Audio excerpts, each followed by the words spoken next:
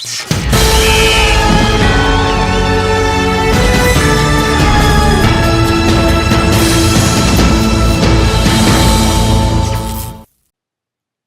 MBL, it's been a few weeks here, and I appreciate everyone's patience while waiting for another episode of TFA's 2-Point Conversion Podcast.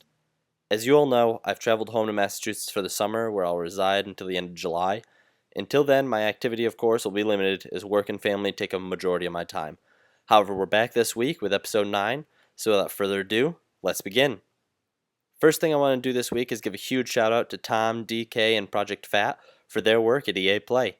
The league has worked very hard to get to where we are today, and EA Play was not just a huge step for the MBL, but the biggest step the league has taken so far. Rex and the gang at EA know who we are, and we're definitely on their minds. Thank you guys for the great interviews and feedback you were all able to get while at EA Play. You guys really knocked this one out of the park. Also, I want to give a special shout out to DK. He was this month's Owner of the Month. DK, since his return to MBL, has definitely shown that he's fully committed with helping MBL grow and is doing it in so many different ways. His hard work and compassion for the league is a major asset. Congratulations, DK. I also want to point out that within the next couple of weeks, we should be approaching a major MBL magazine deadline, as Volume 50 is only 8 volumes away. I think that everyone in MBL can agree that Bomber has been doing an amazing job with these magazines, and they just keep getting better and better. I myself am really looking forward to that 50th milestone volume. Now let's get over to talking about what's going on in this MBL season. First off, I want to start for a few TFA fun facts. If the playoffs started today, we would have 6 new division winners from last year. The only repeat division winners as of now would be Bomber and Tom. The entire AFC could have new division winners this year, which is pretty cool to see.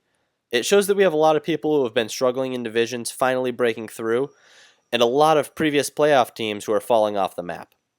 As the season comes to a close, it will be interesting to see if any of these new teams can hang on to claim division titles. The AFC North this season could possibly be the top rushing division MBL has ever seen. Last year, the NFC North had one hell of a rushing duo in Ethne Asante and Markel Ryan, but so far this year, in Madden 16, the top 3 running backs in terms of rushing yards and touchdowns all reside in the AFC North. Le'Veon Bell, Jeremy Hill, and Torian Parker aren't the speedbacks that are used to having success in the Madden world, but their strength and versatility really make them able to keep running downhill on every play. One and only in his Falcons could potentially lose his first ever division title since he's come into the MBL back in Madden 15. The Carolina Panthers are currently a half game up, and with a few games left, it'll be interesting to see if somebody can finally knock him off the division throne. Finally, the AFC South has 3 teams that are currently sitting with a tie in their record. There have only been a handful of ties in NBL history, and we currently have 3 in the same division. That is an absolute wacky fact, but it just goes to show that anything can happen in the NBL. Now, for my picks for the owners who have impressed me the most this season. First, Homer Hankey and his Indianapolis Colts. Homer is currently sitting in first place in the division, and before the season, all the talk was about whether it would be Cuba or N-Train taking the division. Homer has the Colts right at the top of the division, and he's shown great improvement this season. If he can win a few more games, he will snag his first ever playoff spot and first ever division title. Second for my most impressive list is Draco and his St. Louis Rams. The Draco defense is finally back, and he has that team not only in the driver's seat for the division, but fighting for a first-round bye in the NFC. After a few struggling seasons, he's found his rhythm again and is a force to be reckoned with. Finally, Pricey and his Baltimore Ravens. This might be the team that's impressed me the most this season. Pricey came into the NBL 3 seasons ago and struggled to find anything right off the bat. His first season, he finished right there at the bottom of the league. Last season saw great improvement, and you began to see that he was adapting to life in the NBL. This season, he's made a huge jump and has his team above 500 late in the season. Pricey has done a great job with this team, and is definitely the owner who has impressed me the most this year. So far, Homer, Draco, and Pricey, good job on this great seasons. I think you guys are definitely the 3 most impressive teams this year. Now for the teams who have been major letdowns. First is a combo package of the Cowboys and the Ravens, McGiblets and Doughboy. You both came into the season with big expectations, and I thought you were both going to be fighting for playoff spots. Instead, you're fighting to not come in last in the NFC East. This season's been a huge step back, and I hope you guys can both turn it around. Second, CMF and the Tampa Bay Buccaneers. Last season, you guys wowed everyone as you made a huge turnaround, going from 2-14 the season before to finish at 500 last season. This season, it looks like you completely forgot about all that success last season and reverted to your old ways. Looks like Tampa Bay is going to be filled with sadness once again.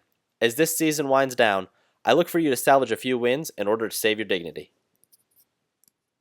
Finally, Jay Moon and the New England Patriots. After back-to-back division titles, you have win out just to reach 500. I don't know what happened over in New England, but there needs to be a huge change. If by some miracle the cards can fall into place and you can win the division, you could prove me wrong, but your season has been a major letdown. I look for the Patriots of old to peak out soon, but I think P Money has a better chance of winning a division title in the NBL this season than you do. Come on, man. Pull your head out of that donkey you've been sniffing and get back on the saddle. Those are without a doubt the biggest disappointments of the season. I can hear you all screaming from the back of the garbage truck as it drives your trashy teams away. As we close in on the playoffs and the end of another great NBL season, I am greatly looking forward to seeing who gets elected in this year's NBL Players Hall of Fame.